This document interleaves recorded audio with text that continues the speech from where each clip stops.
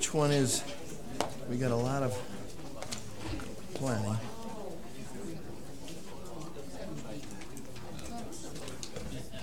F? Yeah, F what? F1, F2?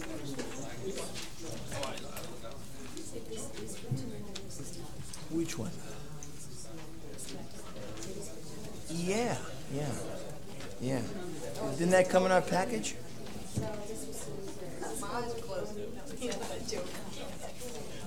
I don't know. I don't have that one sitting in front of me. F3? Okay, that's good to know. F3. And I don't know if I got the one you have, Ken. That doesn't matter. We'll get it when we come around to it. F3. All right. That's all F's. That one was at, it was F3. The one sheet, the 3 lines is F3. The one was just sitting there, yeah. F3. Mm-hmm. Yes, F3. All right. There was a couple missing. All right. I think we're ready to go.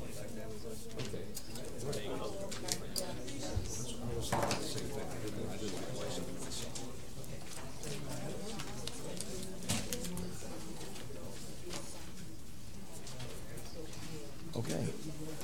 Phone's still off. We're ready to go. All right. You ready? Good evening, everyone. I guess the mics are on. Good evening, everyone. Sorry for the slight delay. At this time, I'd like to ask for a motion to come out of executive session. So moved. Do I have a second? Second. All in favor? Aye. Aye. And I'd like the motion to seal the minutes of executive session. Motion to seal the minutes. And do I have a second? Okay, all in favor? Aye. Aye. Okay, we are now out of executive session and into the regular town council meeting. 7:07 or something like that. Roll call by the clerk, please. Mrs. Lavoy? Glenn Shibley, I'm here. Greg Labasanier, Here. Kerry McGee, Karen Carlson, Here. Deborah Bacon, Here. Graham Waters, Here. Nicholas Gorham. Here. Okay, and Mr. Spearman, if you'd be so kind to lead us in the Pledge of Allegiance, sir. I pledge allegiance to the flag of the United States of America and to the republic for which it stands, one nation, under God, indivisible, with liberty and justice for all. Thank you. And while we're still standing, please, if you'd be so kind to bow our heads. A brief invocation. Dear Lord, we ask for your blessings here tonight. We ask for your help with staying healthy, our families, our friends, our children, our residents. We also ask for your blessings for the many, many families affected by the tragedy, the shooting in Parkland, Florida, on the Valentine's Day, a week and a half ago. Tragedy. Hope that we can find a way to secure our schools and our societies and our country. That we ask in your name. Amen. And an emergency plan, sir, for evacuation if needed.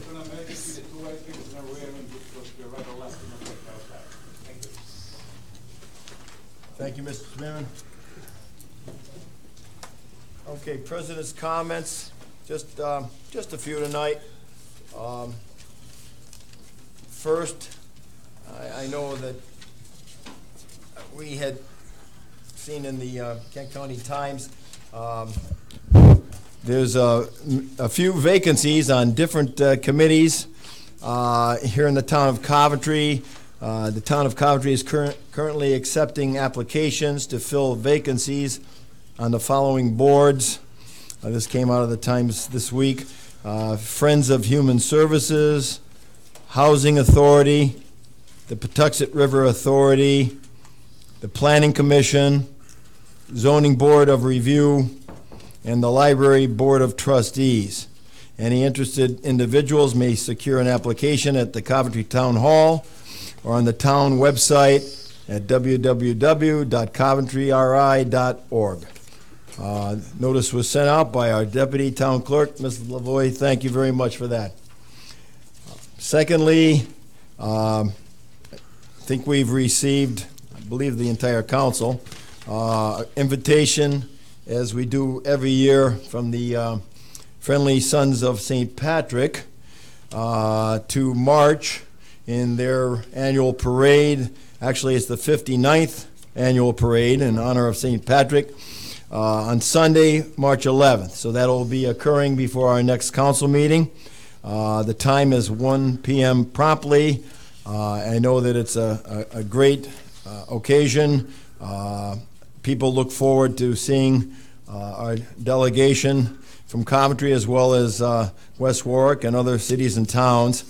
And we encourage everyone to attend if they are up for the walk. It's about a mile and a quarter.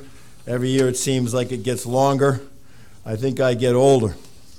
But that notice I thought I'd pass along by Mr. Mike O'Connell is the parade coordinator, and he sent us the invitation.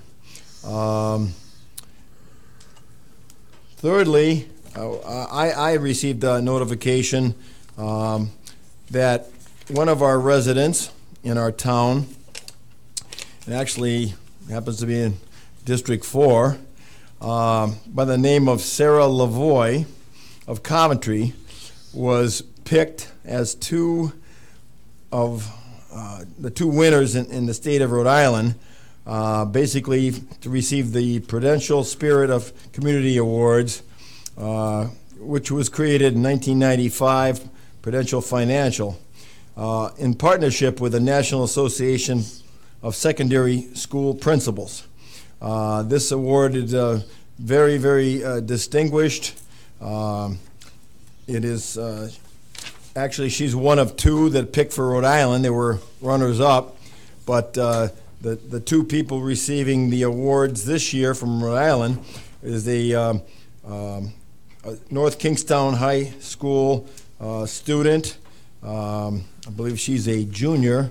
And then we have our Sarah Lavoie is middle school student, 8th grader, and she's been honored as her community service. She was nominated by their principal, and each state has two winners. She's one of the two winners from Rhode Island, and she's going to compete down in Washington, D.C.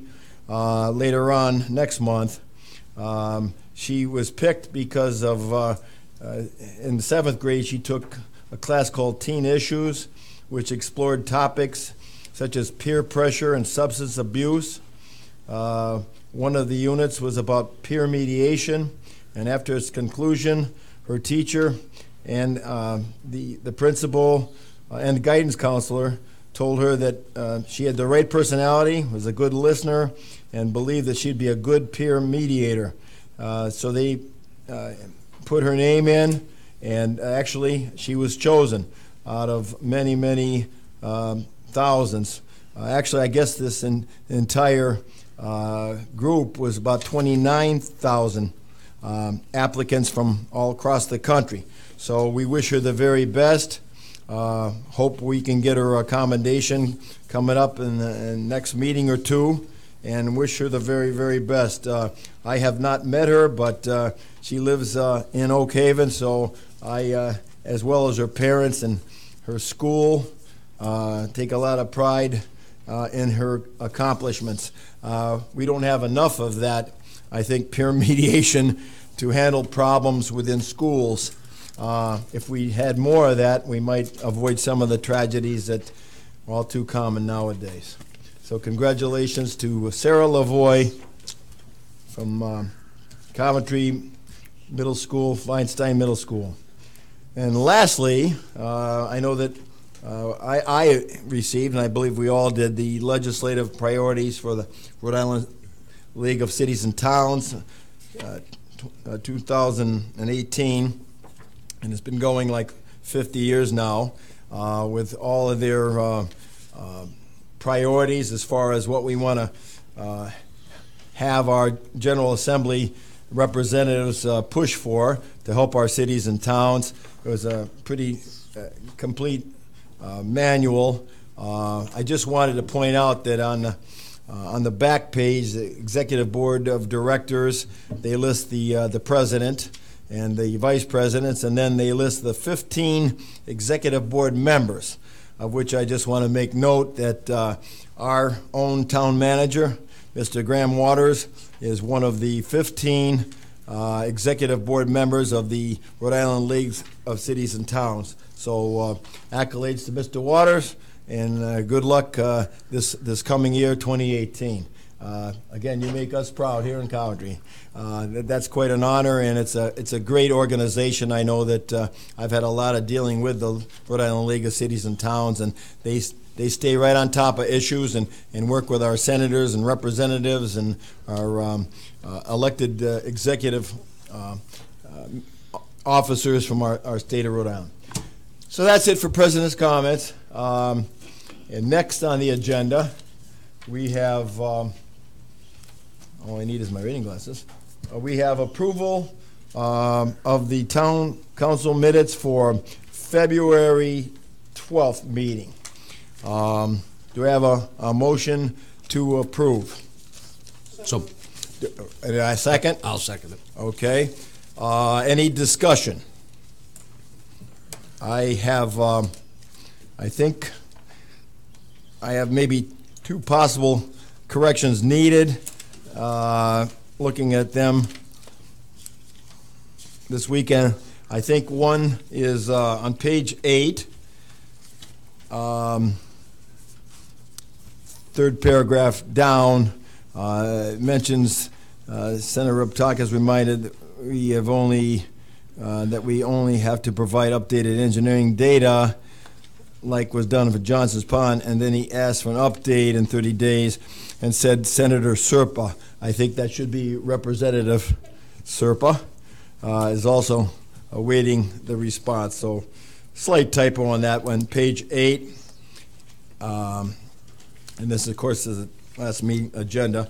And the other notation, I believe, is page 15, and it's down near the bottom.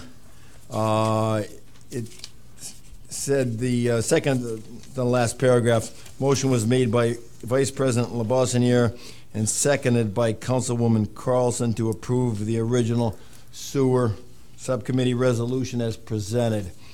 I believe that should be Councilman McGee. Is that correct near the bottom? I think so. We all agree? Okay, that's the only two corrections I have on the minutes. Anybody else? Okay, if not, with those corrections, all in favor? Aye.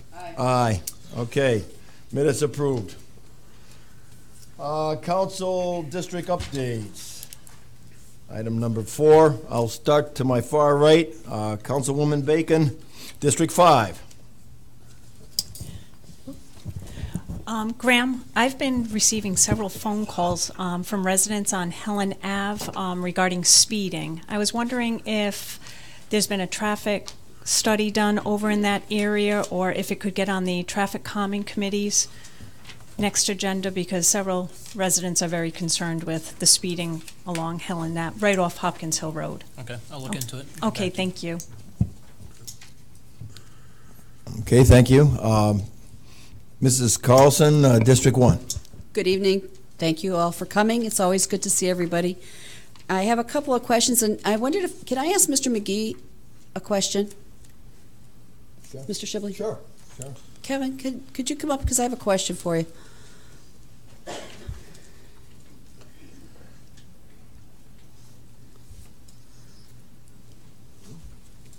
You're not in trouble. You know, I sent an email to you regarding Bowen Hill. Bowen Hill's that little tiny road that goes between 117. It has a little feeder and then it all goes, it's supposedly a one-way street, except most people don't, it goes to 102. That got repaved, and Correct. it's all nice and smooth, and I questioned why, because it didn't seem, if it has 25 cars a day, that's a lot. My question being, last week I was on Hall Road, which goes between Waterman Hill down to 14 over to Moosup. Well, that's how you get to Moosup. That road is in horrible shape, and there have been, even though it says no through trucks, the trucking has gotten out of control on that road. It's massive trucks, and I suspect it's going to get worse when the toll booths are enforced. So if you have Bowen Hill and it doesn't have a lot of traffic, but then you got a really bad road like Hall Road, how do you pick the roads now? Because I know we've talked about it in the past, and it kind of, what roads do you go around the town? But boy, I'll tell you, Hall Road is a mess. Yeah, obviously this winter has decimated many roads. This freeze-thaw cycle has made it Yeah, a lot of frost heaves. When we would do Waterman Hill, we would do Hall Road at the same time, so that whole quadrant would get completed. As I have submitted in our capital budget request is a pavement study, which will have you come through with scans, physical infrared scans of the roads, provide us a study which are the best candidates for replacement or repair. We knew the first round was based upon the traffic and trying to get certain roads in certain quadrants completed. Those prior to 102 and getting those roads completed that needed it, and then now the next phase going forward would be, again, I could spend an entire $10 million in your district because your roads have been neglected for so long. Right. I can't replace them all at once. No, I know. I'm just thinking those are some roads that some we can. are worse than others. Mhm, yeah, Like and we're looking Sisson at is terrible. As soon as this winter completes, hopefully within the next 3 weeks, we'll be doing another survey of roads that we have to go back into. We're continuously out there with pothole patching. We've got 2 crews out patching potholes, and we're chasing our tail because as soon as the plows go back over it, Oh, the plows, with a cold yeah. patch, they're coming back up again. We get 70 degrees Yep. one day, we get snow the next day. Right. That's the issue that the roads are being decimated with. Once the winter is completed, we'll be doing a survey again Okay. of the worst roads. We have our own paver now. We will be able to do some of that work, but it's all about funding. What you folks True. do for capital. We're requesting in the capital, $1.25 million each year, which is $250,000 per district to put towards road repair, and that would be an ongoing situation so that we can have roads being completely repaired on an ongoing basis. So hopefully when we get to that process, we can have funding available for roads without going into a bond situation. Okay, and it was good to see the vibrator thing was out there today, Yeah. because I think that really helps tamp it down. It does. The other question I had, and you weren't here that night, but I've had several calls from residents on Camp Westwood. They've been repaved, beautiful surface. There's a lot of issues with gravel and stones coming off the The aprons. driveways onto our brand-new road and causing issues with, obviously, it's going to wear the road out faster with cars going over that, and it's a safety issue when it freezes and there's ice. It's by the bike path, so I'm concerned about the bikers hitting that. That one resident you mentioned, that Yeah, one property. I talked to him on my way over here tonight, too. So. Okay. Is Again, there something we can do when we put a new surface on a road to, well, unless we want to invest putting driveway aprons on private property. well, but Those were there's no pre-exist- ordinance that requires No. aprons? It was pre-existing before. We had just all gravel roads onto gravel. Right. So the gravel to gravel always happened, but you didn't see it as much because it was going back onto gravel roads. Now that we've improved the roads, we are going out, once we hear those complaints, going back and treating those and taking care of the sweeping and moving that material off of the roads. But There's no really way to divert from our standpoint of putting the road surface in there then? other It's than got to what- be up to the driveway, the owner. And some of the resident. driveways, the owners we have talked to, and they are going to invest in putting in some driveway aprons. Okay. But we don't have the funding to go in on private property and put a driveway No, aprons I in, wouldn't want to do so that. I just didn't know if there We're was trying something. to address it, and it could be something that's putting in some berms along some of those driveways that have issues. And there are only several on Camp Westwood Road, but it happens on Perry Hill Road. It happens Oh, on yeah, anything that's got all an over town incline. that has dirt roads to Right. dirt driveways. It's an issue that we have to deal with. Okay. We're always chasing our tails. All right, thanks. Just checking. Yeah. Anything else? Nope, thank you. Thank you. Next, I had, okay, anything new on our Flickr study? Yes, in my town manager report that I emailed out to the council on Saturday, there's a report from the planning department that they have completed the data and submitted it to the vendor, so the vendor is now going to be analyzing the data. So more to come in the future. Do we know when it'll be finished? No. Okay. Did you check on it? Yes. Keep checking, keep checking. And the last thing I wanted to, I received a letter today from the Office of the Auditor General I thought I'd like to read, and it went to the state reps and senators, Mrs. Bacon and I, and it says, "Dear ladies and gentlemen, I wish to acknowledge your letter dated January 9th, 2018, outlining concerns with the financial and administrative aspects of the Town of Coventry Sewer Enterprise Fund and the expansion of sewers within the town. We are gathering information on the issue and have met with town officials, the audit firm engaged to perform the town's annual financial audit, representatives of the Rhode Island Infrastructure Bank, Senator Raptakis, and a town resident who has accumulated a significant volume of information regarding the town's sewer program. While our understanding continues to evolve, the issues are clearly concerning, complex, and multifaceted. A preliminary and important area of focus is ascertaining whether the town has a near-term challenge in meeting the required debt service payments for amounts borrowed through the Sewer Enterprise Fund for the expansion of sewers within the town. The town's fiscal 2017 audit is not yet complete, but we are reviewing draft financial information available specifically for the sewer fund and reviewing certain related accounting issues. As noted, the impact is broader than just the sewer fund, since amounts have been advanced/borrowed from the town's general fund to meet the sewer fund's cash flow needs. As you likely know, the town has engaged Citrin Cooperman to perform an agreed-upon procedures engagement intended to examine certain of the issues related to the town's sewer program and sewer enterprise fund. My current intent is to continue to build our overall understanding of the issues and explore any accounting and immediate liquidity issues, but await the completion of the Citrin Cooperman agreed-upon procedures engagement before commencing a wider scope review or audit. Our understanding is that Citrin Cooperman is scheduled to be completed within 60 to 90 days. So I just wanted to let everybody know that the sewer fund issue is being worked on, and the Auditor General is looking into it so that it's not being ignored at this point. And that's it. Thank you for your District 1 report. Mr. LeBoissoniere. I have nothing to report in District 2 at this time. Okay. District 4. Again, I'll just refer to our winner, Sarah Lavoie, Patine Street. We wish her the best. It's quite an honor as an 8th grader, and we wish her the best down in D.C., and hopefully she'll get picked as one of the 20 finalists representing our nation. So that's it for District 4. Next, we have a school department report. I see Mr. Pearson, I believe you're here to give our report, or the school's report to us. Good evening. Sure hope so, or I got to answer some questions for my wife. Good evening. Good evening. Thank you for having me. And per usual, I'm going to hold this up here because I'm too tall. First item, I just want to let the council and all the residents know. A school safety meeting recently took place at the annex across the street.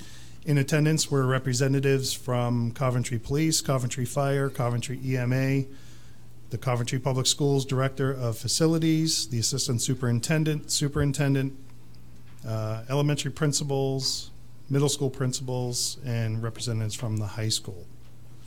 These meetings emphasize a process of continuous review of school safety protocols and procedures.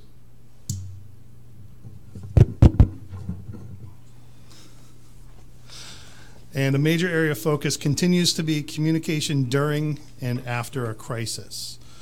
We will be reviewing all of our individual school safety plans and developing one comprehensive Coventry Public Schools safety plan at our next safety meeting. So I just want to let everyone know that, especially in light of recent events. Next item is Coventry Public Schools has a new Facebook page. Please go check it out. We hope that the community finds it informative. Our intent is to highlight and share the wonderful successes and activities that happen daily in our schools. And we also want to inform the community of events and pertinent information. So it's another communications channel we have out to the community. It's about time we have that.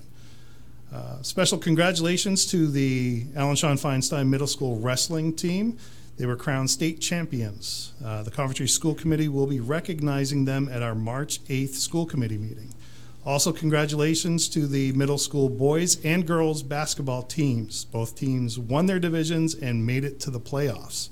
The girls team went undefeated during their regular season.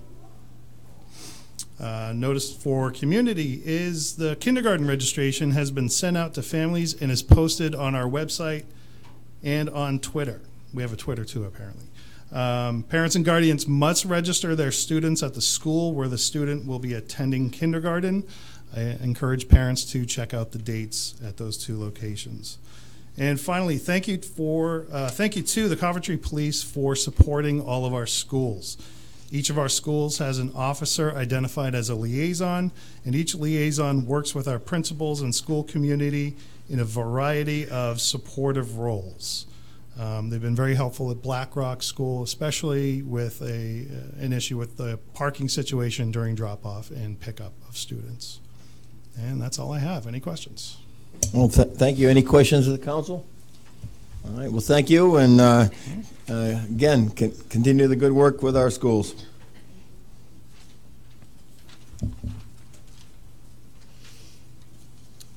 Okay, next on the agenda, it's, we were going to have a town general fund and sewer enterprise fund financial status update presented by our financial director, Mr. Bob Tebow. But this matter is going to be postponed until our next council meeting, which will be March 12th. And I understand the reason is that information that was needed was supposed to come in and did not. I don't know, Mr. Tebow, if you want to just add a little more light to the situation. Yes, sir. Thank you. Yes, thank you. Regarding the sewer enterprise for an update, the request to have this item on the agenda was made by Ms. Bacon, and I had a discussion with her on Friday and told her that we don't have all the information back from our lenders yet regarding what they can possibly do for us. And in the discussion with Mr. Waters and ultimately back with Ms. Bacon, everyone agreed we can, if the council sees fit, to table this until we can have more information in hand to give a better picture of where we're going with that. Second item is the general fund update. I completed that today. I have the presentation in hand. However, in my discussion with Mr. Waters this afternoon, we felt it would be fairer to the council to have the information in their packets. Right. So in case they have any questions, they can prepare questions and ask when I get the presentation. I can tell you that this year's revenues and expenses as of 12/31/17 for the general fund are trending slightly better than last year's. But we'll do a full presentation next meeting and have the information in the hands of council prior to the meeting so they can prepare questions if they have any. Okay, thank you. Fair enough, and I think we can wait 2 weeks. Thank you for your report, and we'll look forward to it on March 12th. Yes, thank you. All right. Okay, next, B7, a nice item on the agenda. We have recognition for Chief Frank Brown as the Rhode Island Association of Fire Chief President to be presented by our state representative, Sherry Roberts. Good evening. I will follow you, but it's your time, so go right ahead. Thank you for coming. Yes, I think, Chief, I'm sorry, I'll invite you up. I'm sure the chief wants to come up. Good evening, sir. Good evening, Chief. It is with great pleasure I present to you the citation. Be it hereby known to all that the Rhode Island House of Representatives hereby offers the sincerest congratulations to Chief Frank Brown, Hopkins Hill, and Central Coventry Fire District in recognition of the honor of being named President of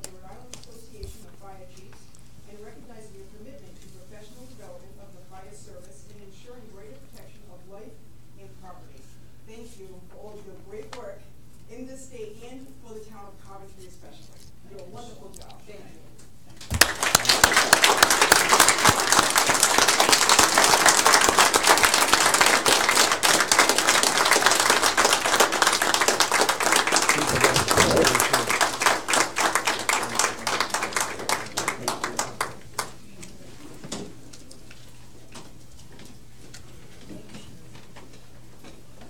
Thank you, Representative Roberts. Representative Roberts, thank you for making that award tonight. I just felt that we'd be a little remiss on our town level if we didn't follow suit and not to take away your thunder from the state. But at this time, Chief, we have a proclamation from the town of Coventry, County of Kent, State of Rhode Island, and Providence Plantations. Certificate of Commendation honoring Chief Frank Brown. Whereas Chief Frank Brown has dedicated his life to this community and has demonstrated in many practical ways his deep and genuine passion for the town of Coventry and the surrounding communities. And whereas as Fire Chief, he continues to serve the citizens of Coventry while maintaining extraordinary values and integrity, while making decisions in the best interest of the public. And whereas Chief Brown has provided successful leadership of the Hopkins Hill and Central Coventry Fire Departments and demonstrated his willingness to place his concern for the public ahead of his personal interests. Now, therefore, the town council of the town of Coventry, on behalf of his residents, hereby congratulates Chief Frank Brown for being named President of the Rhode Island Association of Fire Chiefs. In testimony whereof, I have hereunto set my hand and caused the seal of the town to be affixed this 26th day of February 2018. Signed by myself and Deborah A. Lavoie, Deputy Town Clerk. Again, Chief, we are very proud of you. I know I've known you for a few years, being Chief of Hopkins Hill. My son's family is represented by you. Now Central Coventry, my father-in-law, and my other son and his family is represented by you. I'm not, but I know you represent the town well. And I know how many fire chiefs there are. I used to work for the Rhode Island Police Chiefs Association way back when. And as many police chiefs, and as important a job that is, you have a lot more chiefs to be responsible to and represent. And that's quite an honor, and we wish you the very best this year. Thank you. You're welcome, sir.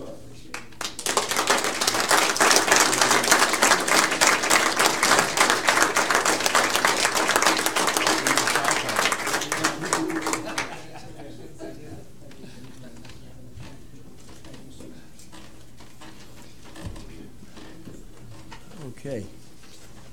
All right. Again, congratulations. And at this time, see on the agenda, we have a public comment, general public comment, which we are open now for anyone that wants to come before the council at this time. Feel free to raise your hand and be our guest.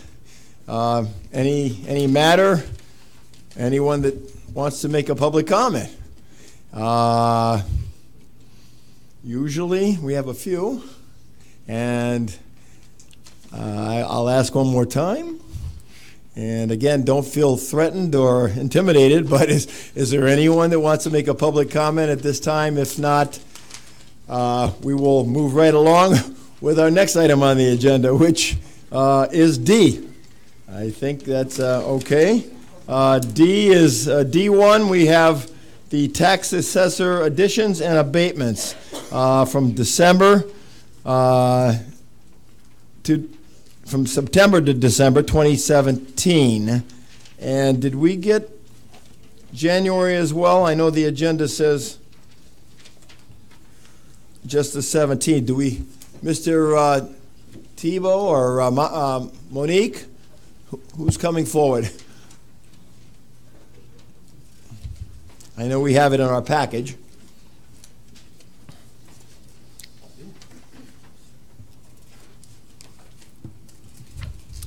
Mr. Tebow. No, you have before you the September through December abatement and additions. Okay. I strike that, my mistake. It's the September through January. The cover letter is incorrect, and there's also a typo in it. Okay, so in other words, it does include January? Yes, sir. I thought so. Okay. Go right ahead, or are there any comments in addition to what we have in front of us? The cover letter pretty much explains everything. I will say that there's a higher number of abatements and additions because of the fact that we've gone through a reval cycle, and there's a lot of shaking out, so to speak, of some of the assessments. So that accounts for a slightly higher number of abatements than additions. Okay. All right. And I have looked through them. I trust the other council members. Have we had time to look through them? Any questions of the council members at this time?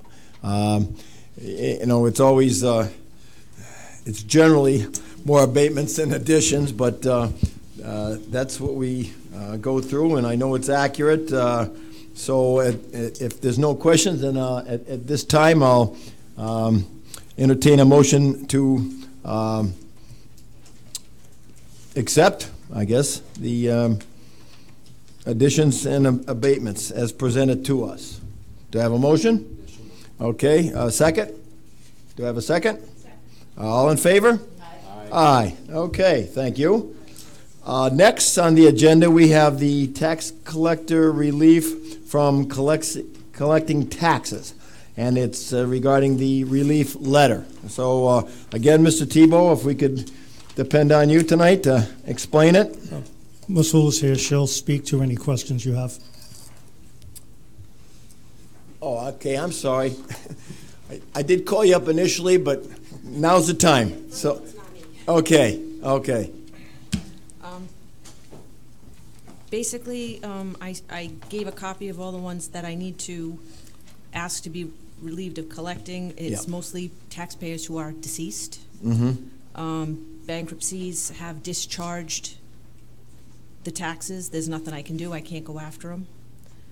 There are a few that are out of business, and there are some mobile homes that. Louder, please. Oh. There are a few that are out of business, and there are some mobile homes that have been removed, destroyed. They're gone.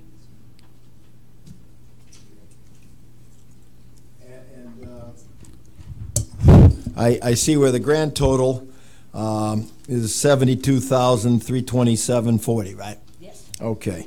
And also, I think the council's aware of the fact that you will, as a town, we will continue trying to collect, but this, and if we're successful, we'll obviously collect. But this letter sort of answers the legality to continue on and free up if we can't. Right.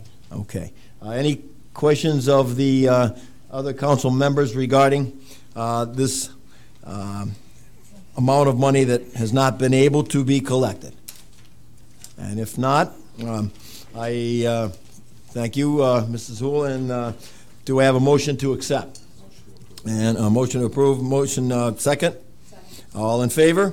The ayes have it. Okay, thank you very much.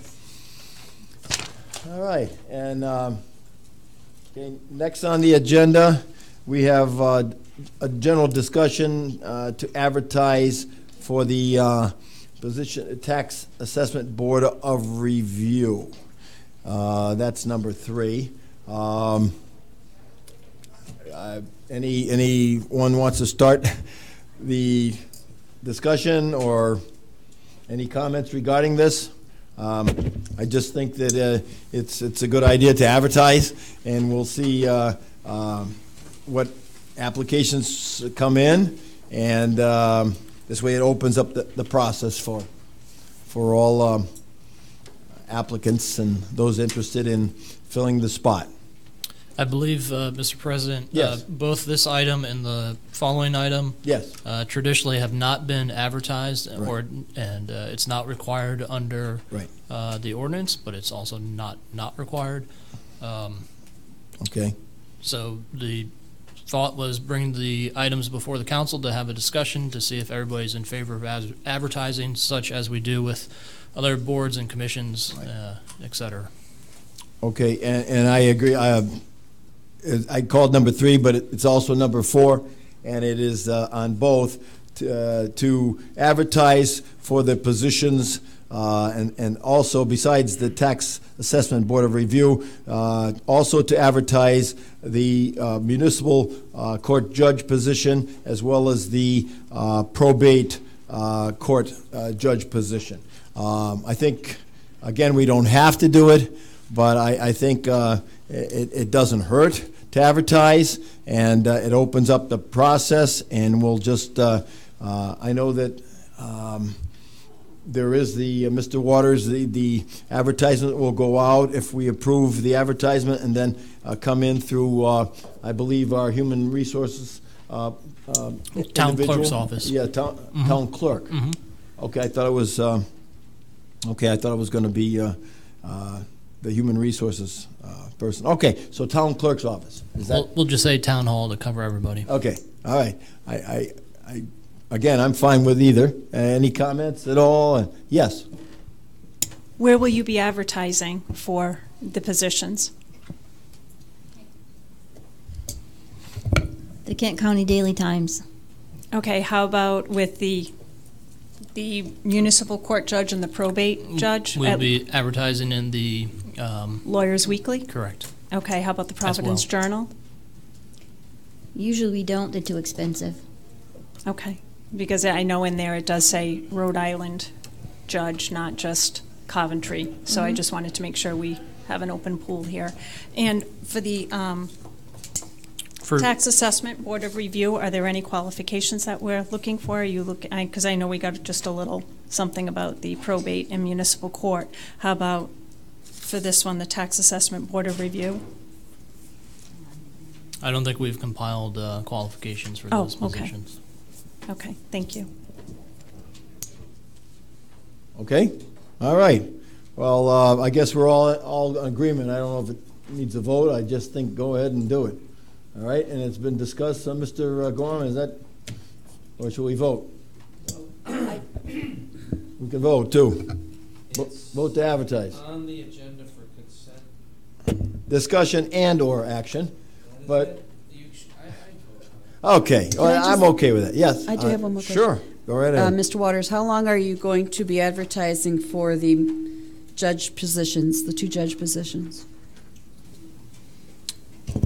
We could probably advertise for 30 days. That's our standard. I don't know if for boards, commissions, do we do it longer? No, I think it was just for 2 weeks. 2 weeks? Okay.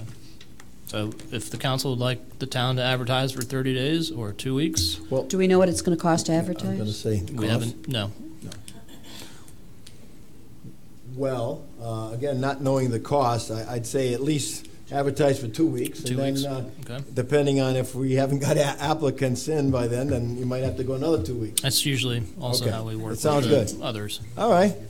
All right, so why don't we, again, entertain a motion to vote on both advertising for the Tax Assessment Board of Review and also, as well, advertise for the Coventry Municipal Court Judge and Coventry Probate Court Judge. Do I have a motion? Okay, do I have a second? All in favor? Aye. Okay, aye. All right, so we'll go ahead with that. All right, so that brings us down to E now.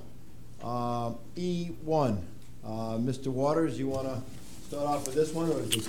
Sure. She's here? We have our Human Resources Director here, or Okay. Manager, excuse me, All right. and she can explain a little bit about what you have before you. Okay. Good evening, Mrs. Wilcox. Good evening. Good evening. This is our current random drug testing policy Okay. from DOT. They've made just a few small changes, and the trust would like us to get an adopted amendment. The changes, I don't know if you have them highlighted, they're on page 15, 15? 15 and 21. 15 and 21. And instead of just saying opiates, it breaks out what opiates they test for.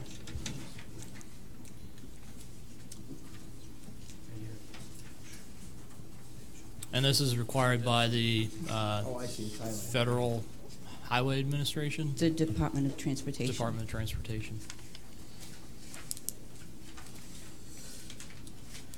That was 15, Mrs. Wilcox, and what's the other page? 21?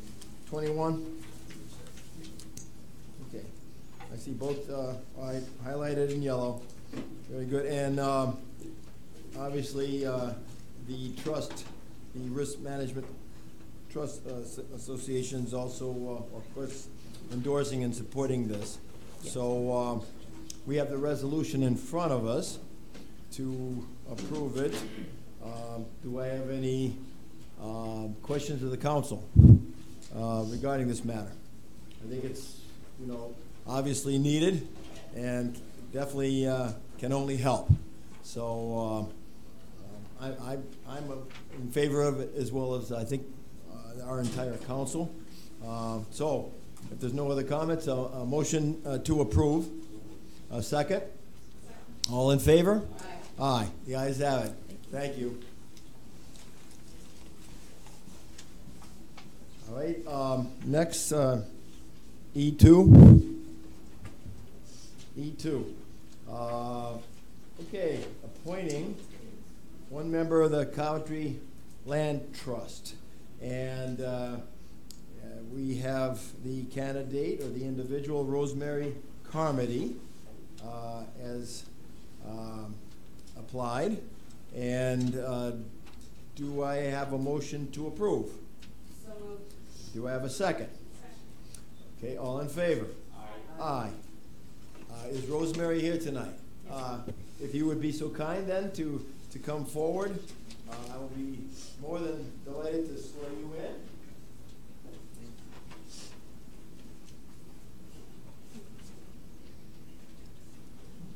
in. If you could just take a careful step up, and if you could raise your right hand, while I read. Do you solemnly swear that you will be true and faithful to the state, support the laws and constitution thereof, and that you will well and truly execute the duties and responsibilities as a member of the Coventry Land Trust for the term for which you are appointed, or until another be engaged in your place, so help you God?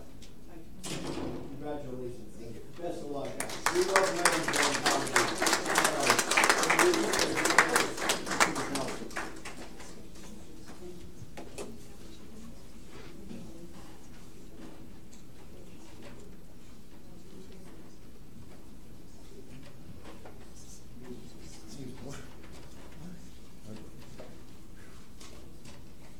Okay, again, congratulations, and appreciate your volunteerism and your interest in helping our town. Next, number 3, we have appointing a tree warden for the town of Coventry. And we have the name submitted as the applicant, and the interested person is Mr. Craig Marcotte. Is Mr. Marcotte here tonight? Mr. Marcotte, here tonight. Okay. We can make a motion to reappoint, correct, Mrs. LeMoy? Yes. All right. Mr. Craig Marcotte for the position of tree warden for 2018. Do I have a motion? Do I have a second? Second. All in favor? Aye. Aye. Okay, and if we could contact him, Mrs. Lavoie, to have him come in when he can, and I guess you'll do the swearing in at that time. Okay, number four, Mr. Waters. I don't know. Loud enough or not? Number 4 is a change order request that has come before the town council for the Southern Arnold Road. I believe it's the sewer project. I have my Public Works Director and Town Engineer here tonight to answer questions by the council.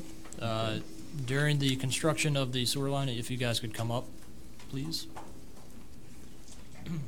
The town ran across lines by the Kent County Water Authority, and as required, the town is required to encumber the cost of addressing the lines as we've come across. And Kevin, can you please do a better job of explaining it than I can? Yes, ladies and gentlemen, the Southern Arnold Road project was the dry line that was installed from Johnson's Boulevard to basically around the landfill. The plans are based upon where Kent County Water indicate their plans, their infrastructure is located. Unfortunately, over the years, Kent County Water was able to put their water lines anywhere they wanted because we didn't have sewers. So instead of it being in the utility corridor 5 feet off the curb line where the water is supposed to be, it was in the middle of the road, crossing the road. So we had in the plans that anytime they had that, they encountered that, they had to take care of making that change based upon the plans. But we ended up having an issue where we had a water main that was right where the sewer main was, so it wasn't a matter of just going around it. We had to actually retap the line and move the water line over, so we had the lateral separation for the sewer line. That was observed by our town engineer and our engineering firm, Weston and Sampson. They had somebody out there every day, Mr. Craig Pion. We've been going at this since this is July, August. This is the first set of change order number 1. The first set of change orders for drainage areas that were impacting the area, and also this water line from Kent County Water. Over the overall project size of the project, nearly $600,000, to have a single change order of $20-some-odd thousand is minimal compared to the infrastructure that we were installing. There was a second set of change orders that for a different road, West Shore, that after I reviewed it over some time, we denied it. It was a $26,000 change order that was denied by them. We'd also asked that since Western Sampson had sent the information over to Mr. Waters to be included here, I had continued to negotiate with Weston and Sampson on this current change order.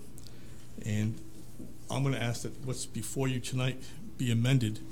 I was able to find an additional $900 and change for additional credit. So this change order request should be in the amount of $28,959.50. And I have a red line copy from Weston and Sampson that they were going to bring tonight, but I got a copy today so that I could bring with us. And we reduced items that they had charged for incorrectly, as far as charging a water line tap to materials, which was able to allow it to charge for a higher overhead markup. And when I found that, we made them put it to a subcontractor, so it was a lower change order, those type of things. So we checked the hours, we reduced that current change order by $900. So I would requestfully submit that the $28,959.50 be the sole change order to this project. That was $582,000. Okay, so again, it's $28,950.50? $959.50. Oh, $959. Okay. I thought I was hearing that a couple times. Okay, 50 cents. Okay. So that's 28959.50, correct? Right. That's correct. That's correct. Okay, so that's better. And Mr. Joyle, do you have anything other than Mr. McGee, the comments to add to the situation? I mean, obviously, I know the total dollar amount of the project we had heard, and this being a small percentage of it, but regarding the matter of Kent County Water and sewer lines, is it not state law that it has to be approved regarding the change? Well, let me just step in. It's not so much that it has to approve the change. There has to be a lateral separation between sewer and water, and a vertical separation, 5 to 10 feet lateral, and it has to be 18 inches vertical. So that sewer line doesn't go into the water line. That Exactly. does make sense. Yeah. Otherwise, we'd have another situation possibly like we had a couple of months ago.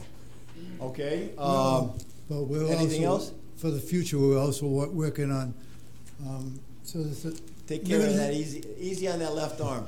limiting where Kent County can put their Right. water lines. That makes sense. So we'll have quadrants where water lines can go, sewer lines go, drainage, and so on. As a matter of fact, there was an application in front of planning that we made the recommendation that Kent County was actually coming across the road, and we asked that they stay in their utility corridor 5 feet off the curb line, because we don't know what 30, 40 years from now is Right. going to bring for that sense. subdivision, even though it's in central Coventry. So, And they were obviously agreeable to that? once again, that's a recommendation I made to the planning Oh, I see, commission, okay. and that's up to the planning commission to Got it. enforce that. So. Okay, all right. Any other comments regarding the matter before us? Yes, Mrs. Bacon.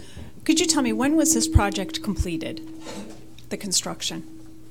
The construction was substantially completed in that August-September timeframe, and we've been negotiating back and forth with them since that time on the change orders. Okay, but this project was supposed to be completed by the contract July 31st. Correct. There were all of these items that they encountered required an additional time to the contract, and we did that. Then there was a conflict at time that we had to stop them because D'Amber was out there with their contract doing the road project. So there was a mutual agreement that we were going to allow them to stop for a period of time in order for D'Amber to get done that section, and they resumed their work. So. Okay, so for that change order, should there be a change order for that allotment of time, or a written amendment to adjust that? Once again, that was something that was done in the field, and they agreed to that at the point. It's not about this is not about the contract time being completed. It's about the job getting done. And I'm just reading, that's in the contract. Yeah, so I understand. if there, are there any changes? We should be getting, if there's any delay, you have to make a claim. I just want to make sure that This was done as a very amicable agreement between the engineering firms and the town to get the job done, and Dirkley Construction. We didn't ask for it. They didn't make any claims. All they asked for was the time. We're the ones that directed them to hold off. Was there something in writing to that? No. But again, it was done within the same context. Even though it was supposed to be done July 30th, it got done the first, I want to say the second to third week of August. So we're not talking this gross amount of time that elapsed in between. So. because I'm also confused, because I also see that, it was substantially complete by Weston and Sampson on August 24th. Mm-hmm. But then on our paperwork that we have on, it's page 60, it states that reason for change, additional effort to install tap and sleeve on July 26, 2017, and relocation of the existing water main on Briar Point Avenue on September 13th, 2017. Right. So even though it was, Weston and Sampson deemed this substantially complete in August, they were still working from August to September 13th? They had installed a tap and sleeve on Briar Point that was rejected by Kent County Water. They had completed the work. Kent County came back and said, we don't like that manufacturer. We need to require you to do it, to change that tap and sleeve out, which they had to order, and which they did. But the work was initially done within that time frame. They just had to come back and do it per the Kent County Water Authority specifications. Okay, and was there a water main break? Did this construction company have a water main break at Holmes and Arnold Road? Holmes Street? No, at West Shore Drive they did. West Shore Drive? And that's part of it, and they tried to claim that to the town, and through our investigation, found that it was not substantiated, and they were responsible not only for their work and what they caused that break, but also for the cost that they had to pay to Kent County Water for Kent County Water's expenses also. That was part of that $26,000 change order that we rejected. Okay. And I mean, I know all this happened in July. It's just, why didn't this come before? Why, we didn't hear about any of this. The council, I mean, it would have been nice to say that these change orders. I didn't have the numbers to bring to you. We've been negotiating these numbers for months, back and forth, saying, this is what they wanted, this is what we agreed to, we went back and checked it again. Here we are now, the end of February, and we're just bringing change order number 1 because we have and we still had a red line copy as of last week. So this is an ongoing situation. The company that we dealt with was not a larger company, and so they didn't have the office personnel, I think, to bring the information to us in a timely manner. So, but we've been working on this diligently to reduce the cost to the town. Okay, because it's just that this, like I said, it started, their invoices started back in August. And we kept telling them, no, And go it back and says fix it. paid in 30 days, and Yep, and we rejected it. So we said, no, go back and fix it, and we take them another 30 days, and they still wouldn't have it right, so we reject it again, and this is where we're at. so, all right, because you keep saying one change order. We have 1, 2, 3, There's portions to the change order. This is change order number 1. okay. Okay, so this is change order number 1 that has three sections to it. Okay, are there any other change orders that are coming? The only other change order was change order number 2, which we rejected for $26,000. This is the sole change order for this project for $28,000, period. Okay. Okay, Mrs. Carlson? So Kent County Water puts their lines in the wrong place, but we still have to pay for this? At the time that they installed these 20, 30 years ago, there was no sewers being thought of, so. Oh, they were that long ago. Oh, yes, this is not new. And probably longer than that, too, yeah. And who was the engineer for this project? Their engineer? Not not Bob, obviously. Weston Sampson, Weston and Sampson. they're the ones that engineered the project for us, for Honor Road South sewers. So, I mean, at home when you do something like this, you have to go through DigSafe. Oh, yeah. They But do that kind of stuff? They go by the plans that are presented by Kent County Water. Kent County Water says it's 10 feet over here, then we get out into the field, and it's 10 feet to the right of it, not where it belongs. It happens, and that's why there's claims when something is hit, when it's not where it's supposed to be, even when it's dig-safed. Well, then they DigSafe can only. Kent County Water should have fixed it and paid for it. That's between Dirkley and Kent County Water on the West Shore Drive, so we are not getting involved in that. We told them that's a civil matter between the two parties. But Briar Point, there was a conflict of it not being where it's supposed to be, and the sewer line couldn't move at that point. So, It just, I mean, still please- a lot of money. please keep in I mind- appreciate the fact that you've negotiated it down. please keep in mind, $28,000 on a almost $600,000 project Right. is less than 1%, and But 5% is the average You know for very underground. well what our finances are at this I point. think $28,000 is a hell of a change order consideration for a almost $600,000 project. When you're digging in the ground, we just don't know. The best plans, laid plans, are not always exact.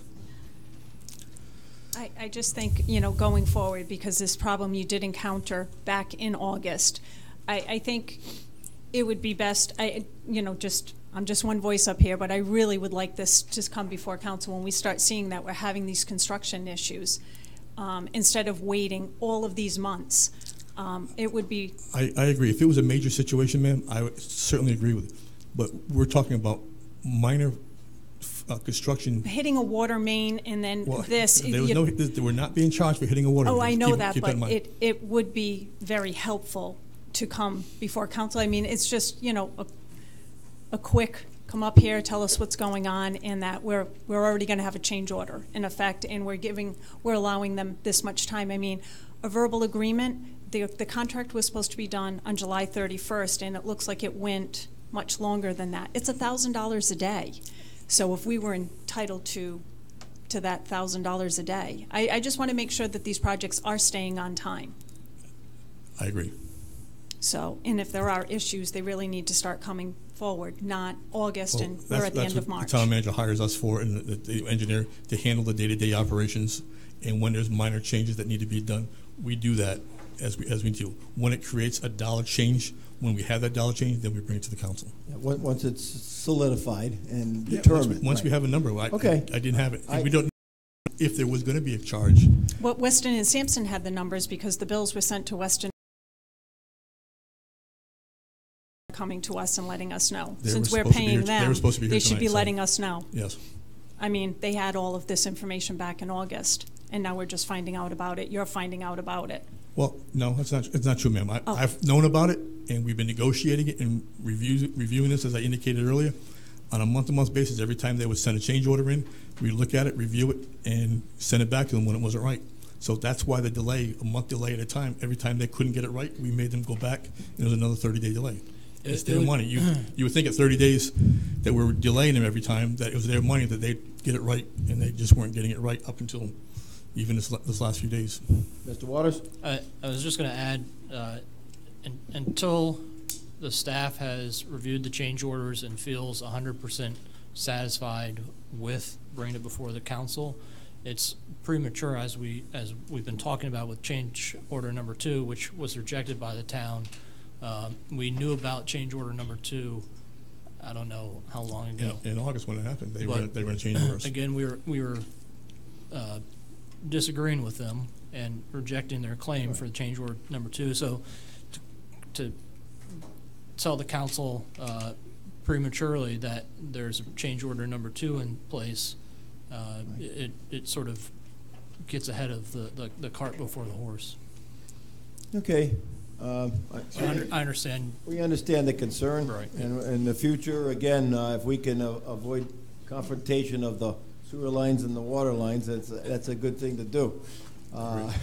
Everybody would want that. All right, so with explanation, I'll entertain a motion to approve the Southern Arnold Road change order number 1 for $28,959.50. Right. Second?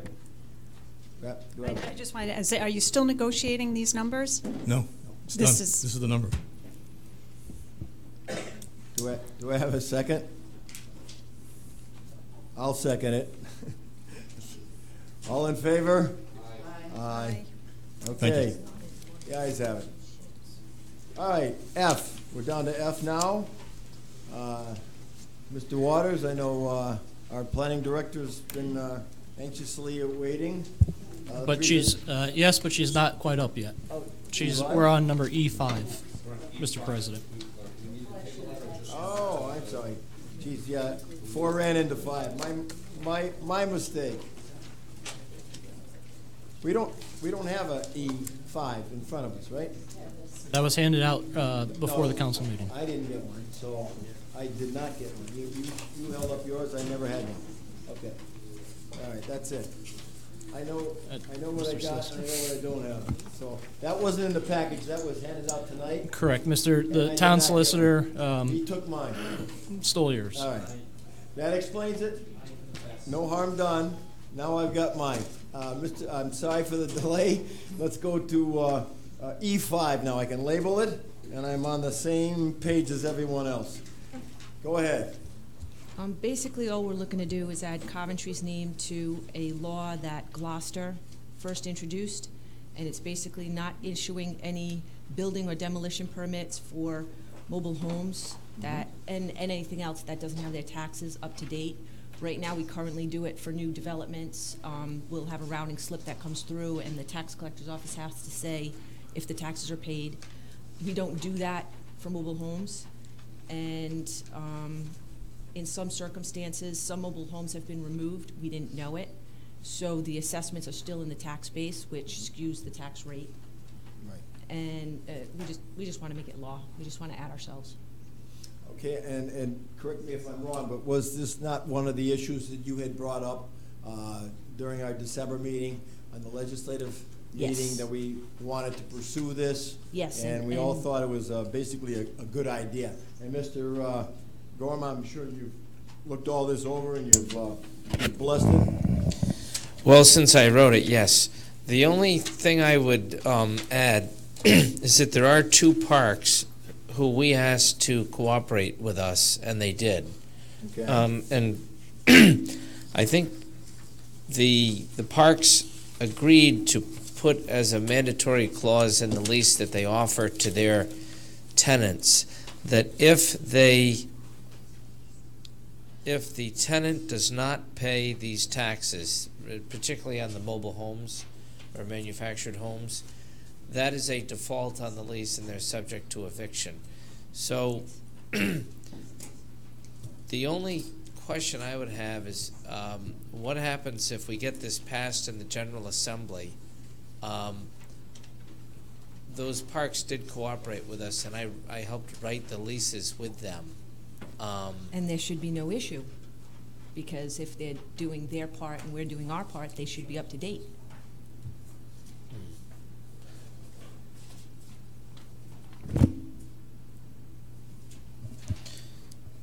That sounds like it makes sense.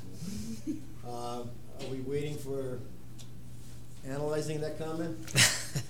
I'm just pointing it out. They did cooperate. Yeah. So now to go ahead with a, But that means it's up to the that council. I think means at this this point they acts should have to as be- a insurance policy for the town in the event that park ownership changes hands Right. or leases are modified. So it's inscribed in state law. Do we inform the park owners when some of the people or their tenants are Yes. delinquent in taxes? Yes. Okay, so they would know before removing any of those items that it's done? Yes. Okay. So now, if this were to be through that, does it make the park owner, because if obviously if there's no other building permit, because let's say one was removed for whatever reason, in order to put another one there, there's got to be another permit, et cetera. So if the prior owner owed taxes, they would not get a permit for the new unit to go on a particular, on a, Well, right now, we're on that law where the taxes follow the mobile home anyway, so by rights, they shouldn't be removing the mobile home anyway. Right, that's correct.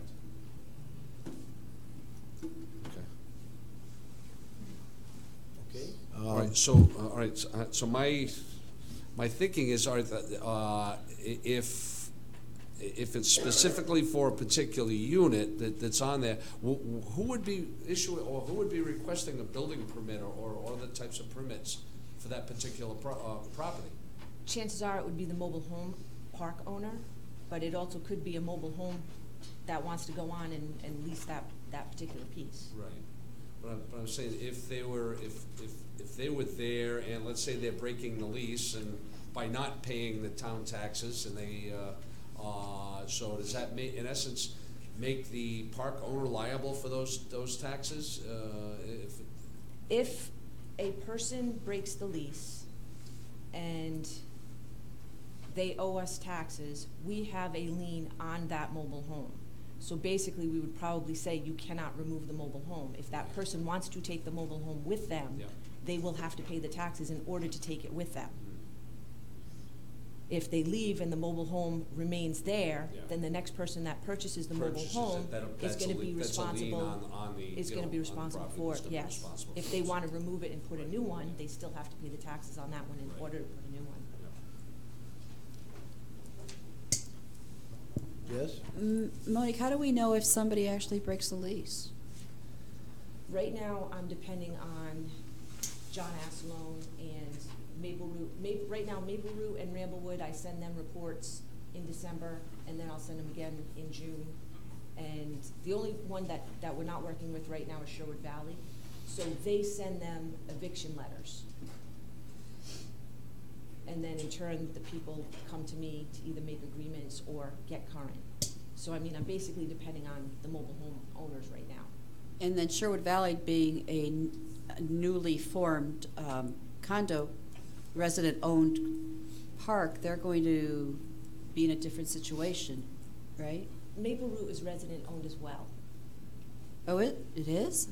Either that or Ramblewood, one of those two. Both of them. They're resident-owned as well. Because we were told this was the first one in Coventry. No, it's not. Well, okay. Wrong Change proclamation. that proclamation. Whoops. No, it's not. Okay, so then that puts them in a different category then?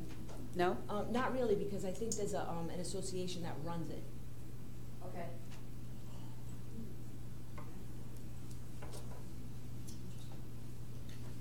Is that how I mean, with me, I'm just really seeing it. I'm still confused on some of it. You know, as far as The problem with some of the mobile homes that have these tax liens on them is that they're worth nothing. So when we have it's like having a lien on, you know, a paper bag. It has no value. So then we end up not getting paid on the mobile home Right. lien that we have, and a new mobile home is typically inserted in its place, and we start the process all over again. The lease insertion agreement that we have was designed to avoid that. I guess what's being suggested is this is the final backstop. We can still, work with the parks on the lease agreement, but ultimately this is going to put the park, it's going to put the onus on the park owners to make sure that their tenants pay the town their taxes, because this statute, if our name is added to it, if Coventry is added to the very clever Gloucester statute, this will give us the leverage with the park owner to make sure that the taxes are paid, because we do not have to issue a building permit or the permits, different permits described in here. New construction, building permit, a request to alter the,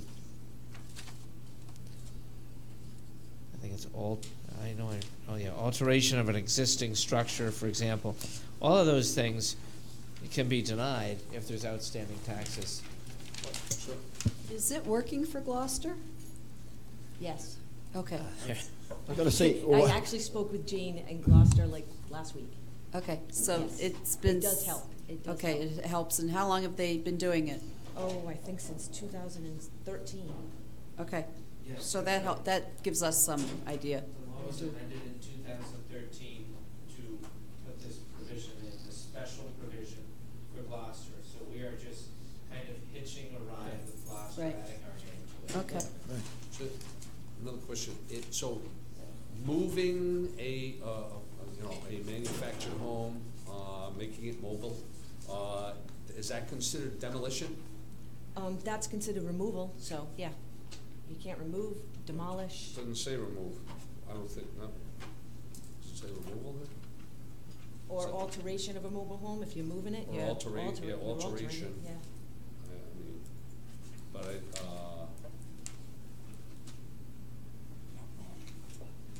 Should saying the that- word removal We be can add added? removal.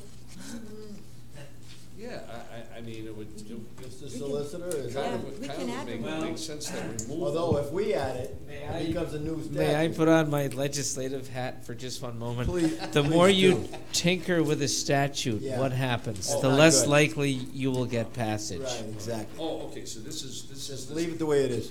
This is the state statute, so now we're asking Just the to General piggyback. Assembly to add this, Us. add us to this. Right. That's what we're doing. So this is not local, as far as it's what they have there. Okay. It's already in existence, so I mean, it can't do us any harm. It may not help, but it can't do us any harm. Right. Right? Any other questions? Okay. All right. Okay, now I got it clear. All right. All in favor of approval? I made a Motion made. I made a motion, there was no second. Second. All right. All in favor? Aye. Aye. Approved. Thank you. Good luck with it. Okay, now, we have F1. Mr. Waters, F1 all the way down to F6, I guess, but Sure. we do this one at a time. We have our planning director, Ms. Caroline Yes, Wells. I have noticed her. Good evening. You want to obviously go over these one at a time then, or? Well, I mean, to the degree that you're comfortable with it. It's Okay, the well, first reading, it's all the so council, so. It'll go to the planning commission and then it'll come back to you, so we can go into detail a little bit more then. Okay.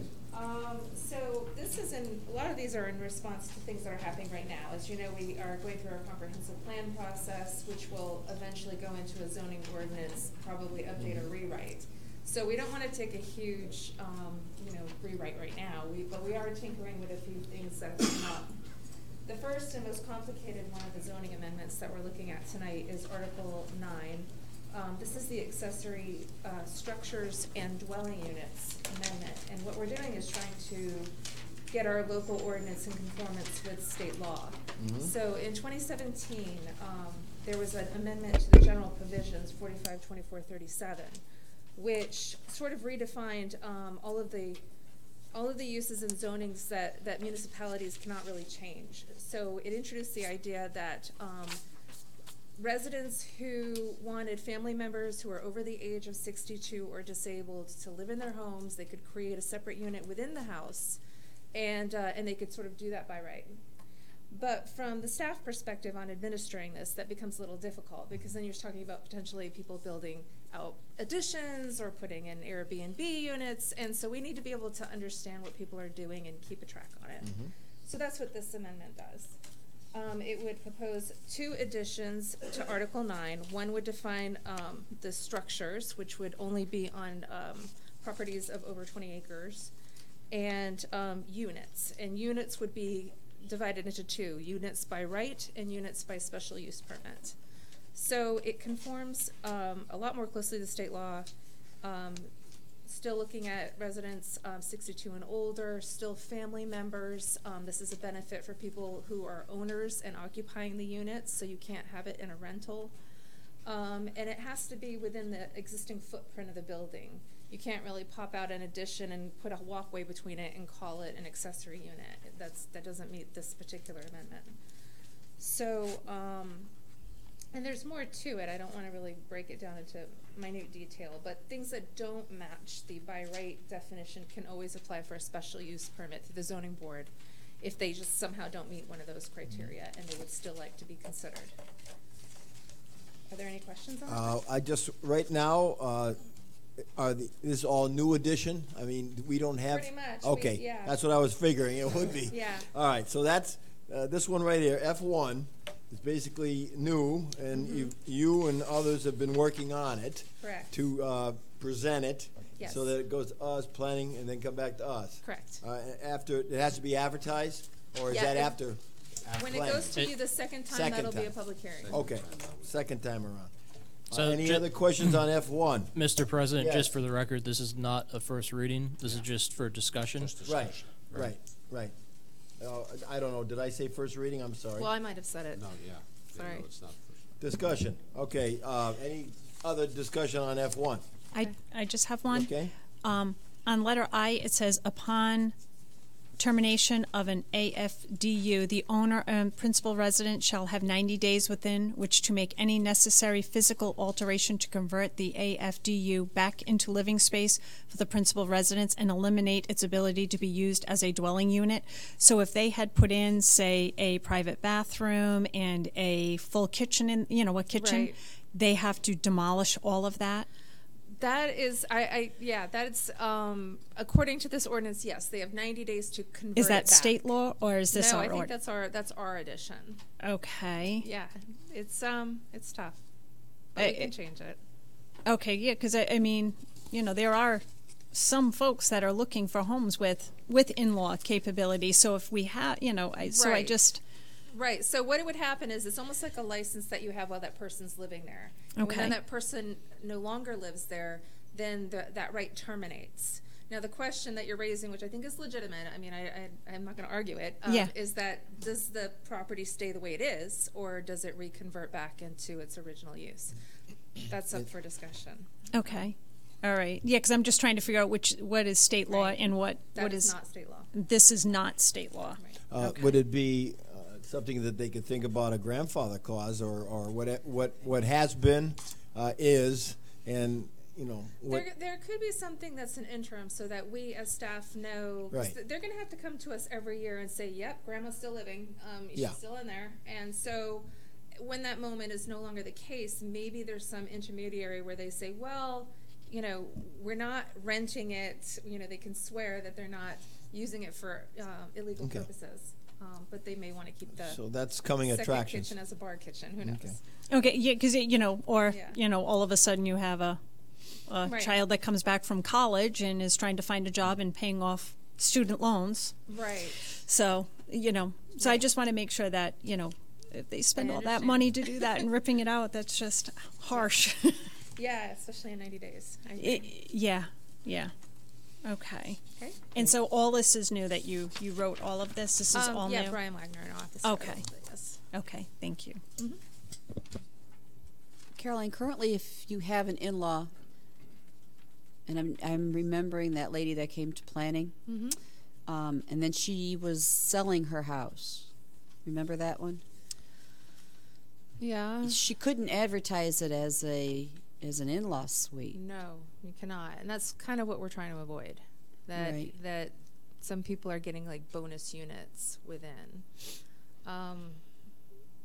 So, yeah, it's tricky. But then again, if a home already has in-law, they're going to be grandfathered. Correct. Okay. Well, I think that's what I had asked. I thought Well, I'm maybe I but, asked it a there different was way. a woman who came in for Yeah, but I don't know the planning. woman, but I'm talking about in No, general. I know you don't. In general. Okay.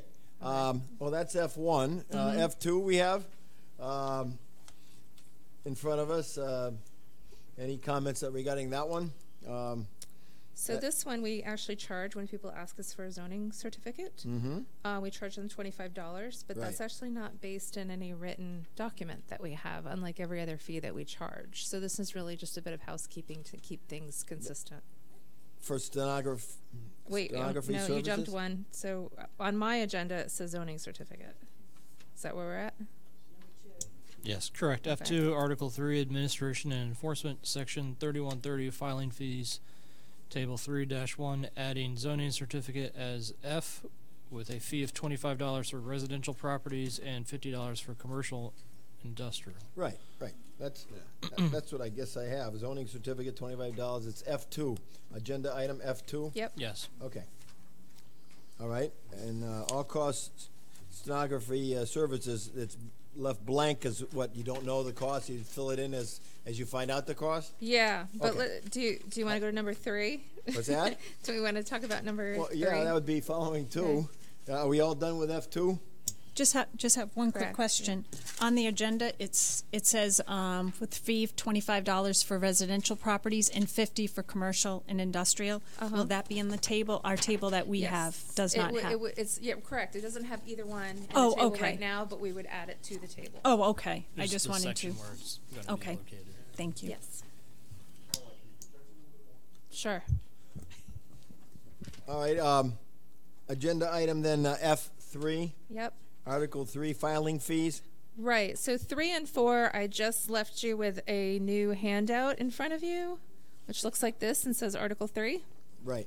So really, the next two are combined, and Oh, I see. they're on the same theme. Got it. So Article 3 is essentially that table that you just held up. But what we have found, particularly with the gun range and some of the new applications that are really controversial, is that applicants pay a certain fee to our department to put in an application.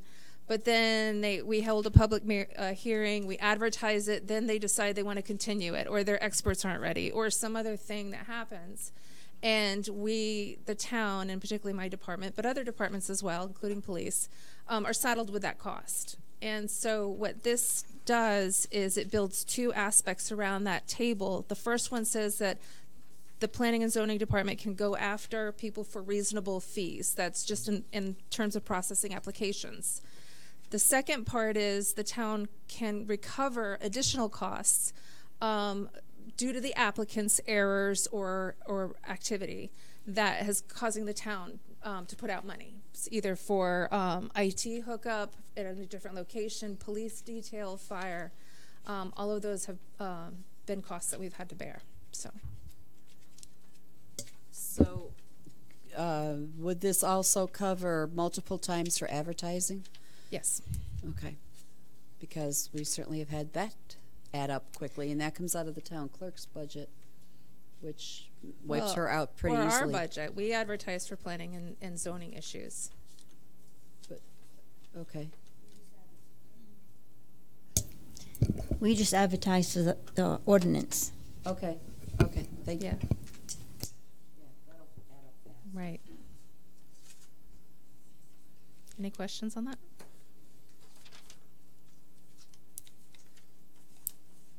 So we have agenda number F5 and F6 remaining. F5 is zoning board of review procedure of the board. Do we have that Well, to discuss? it should be stenography. Yeah, costs. that's all it is, highlighted. Okay. Yes. Okay, F6 then, special use permits. Right. So this one is another one that the Planning Commission might want to dig into a little bit. Right. Right now, any non-conforming lot, any alteration or expansion requires development plan review. That means applicants have to go to a planning commission meeting with their experts and pay that fee. And the planning commission goes through a process of development plan review and makes a recommendation to the zoning board. But what I found, and what I think many planning commission members feel, is that there's no added value for the planning process here. All it is kind of another step in the way for an applicant to just go to the zoning board. Often it's these small lots where somebody just wants to add a deck or something like that, and so then the planning commission has to go, do they have appropriate egress and ingress for transportation? Is it impacting wetlands? And it's really just not relevant to most of these applications. And if it were, then the zoning board could always ask for the planning commission's recommendation. So this just takes that step out. Okay. All right. Very good. The only suggestion I would make, Yes. just an idea. At the end of this sentence, it says, except that permits for non-conforming lots will not require development plan review. I would just put unless requested by the board. Because if you don't put that in, and there came a case where the board did want it, the applicant would say, and it would end up as being part of their appeal, they shouldn't have asked us to do that because it's not in the ordinance. Well, it is in the ordinance, but I agree that it could be, if we just added it there, yeah, it just keep it double clear that it's an enforces it, option. yeah. So that would Yeah. just be an additional wording at the end, unless Just a what? suggestion. That's it. Yeah, no, it's fine. Yeah. Unless what? At the end? Requested. Oh, unless requested by the board. Okay, requested by the board. Okay. All right. Good recommendation, and I'm sure that it'll be contemplated as we head forward. Any other additional questions of Ms. Caroline Wells? No? Well, right. thank you for Thank coming out you. tonight and staying to the end. Yep. All right. Well, if nothing else, I'll entertain a motion to adjourn. And a second? Second? Second. Second? All in favor? Aye. We are adjourned. See ya next week. That's it. March 12th.